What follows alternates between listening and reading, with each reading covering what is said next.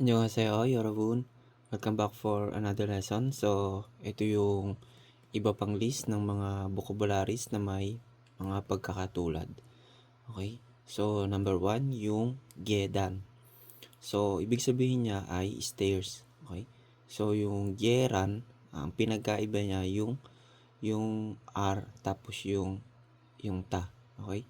So, yung geran naman ay egg. Okay? So, dito minsan nagkakalito-lito rin ako dito minsan. Kaya, ayan, ginawan ko siya ng notes para matandaan ko siya. So, and then, number 2, yung gesan, okay? Gesan, gesande, gesanso, okay? So, yung gesan is calculate, okay? Kapag dinagdagan natin to ng gesan hada, magiging to calculate, okay? Pagka naman gesande, counter. Ito yung pag namimili tayo, yung counter na dadaanan natin. Kapag babayaran na natin yung napamili natin. Yun yung tinatawag na gesande. Okay? Kapag ka naman gesanso, check bill. Ito yung mga bills natin. Okay? Or pay, mga cheque. Number 3 ay geyak, contract. Okay? Tandaan natin to guys. Geyak, contract. Geyakum, down payment. Geyakso, written contract. Okay? Number 4, kung sa Pilipinas may tinatawag tayong gonggong, dito rin po may gonggong din. Okay? So, ang gonggong ay public. Okay? So, ang gonggong jiangsu ay public place. Gonggong yujum, utility bills. Okay? Number 5, gongtong, gongdong. Okay? Joint. Mga joint, gongdong. Tapos tong gongdong sengwal, community life. Okay? Number 6, uyu, milk, EU, reason. Okay?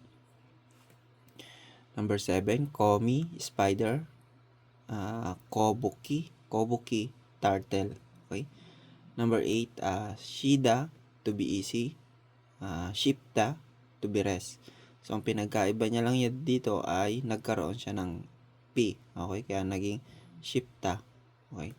So, dito minsan nagkakalito-lito rin ako dyan. Kaya, ayan, ginawan ko ng notes. Number 9, sada, cheap, mura. Okay? Cheap, pinakamura, mura siya. Bisada, expensive, mahal. Okay? Number 10, kasa, housework. Okay? Kasang virtual. Kasu ay gas. Okay? Number 11, kalda, to change. Tapos, kolda, to hang, isabit. Okay? So, yan. Number 12, kebal, development. Kebang, opening to the public. Number 13, karida, to distinguish. Sa Tagalog, makilala. Karikida, to indicate. Ipaywatig sa Tagalog. Number 14, uisa, doktor. Isa, director. Okay? Number 15, yache. Tapos, cheso, vegetables. So, ito guys, isa lang ibig sabihin niya. Okay? May isang ganyang word na isa lang din yung ibig sabihin niya. Pero dalawang word sa Korean. Number 16, hampop, legal. Bullpop, illegal. Okay? So, yan. Number 17, last, Bulcom, Hot Friday. Bolcom, penalty. Okay? So, ayan guys, ang mga ilan sa mga vocabularies natin na may mga pagkakatulad. So, ginawa ko tong ganitong pagsusulat guys para mas madali nating maintindihan or makabisado yung Korean words, vocabularies niya. Okay? Sa mga gustong kumuha ng copy na to guys, mag-PM lang kayo, mag-message lang po kayo dito sa baba ng video natin. And isa-send po natin, okay? So, hanggang dyan lang guys. At maraming salamat sa mga sumusuporta sa video natin. And thank you and God bless.